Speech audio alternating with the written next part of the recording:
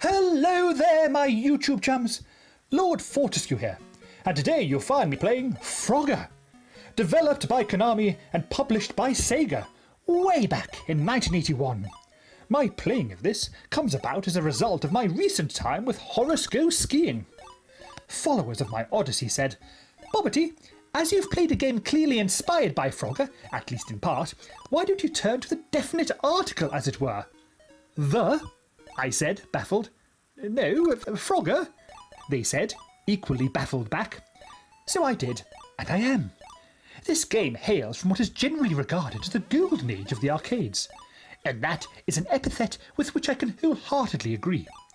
Interestingly, this was the first arcade game to use 2 CPUs. I call it the game with 2 brains.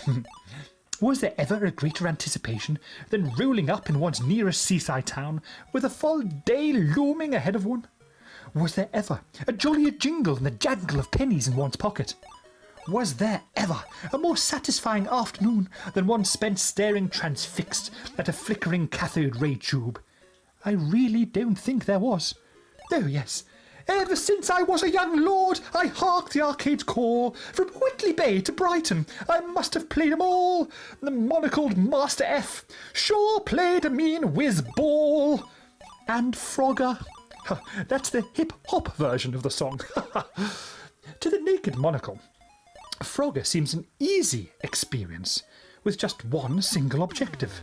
Get to the other side. Easy, yes? Well, no. So difficult is it that I've had to fiddle with my dip switch. No! Stop that at the back! Yes, I've tweaked the game settings to give me 7 lives instead of 3. Oh, now, a perfect run is coming up. Steel yourselves for my American-style commentary. Oh, here we go. Fortescue Frog is fearless as he springs forward onto the tarmac. He leapfrogs onto the central reservation. Will Bobbety Frog keep his head above water? The audience is on a knife edge. Oh, it's a home run! He's about to land safely in the lilies! It was the hop, skip, and jump of his life! I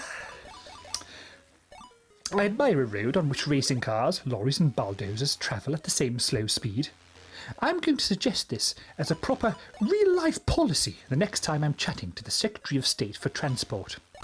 I also like a road that has this many of the same vehicle. They make such soothing patterns.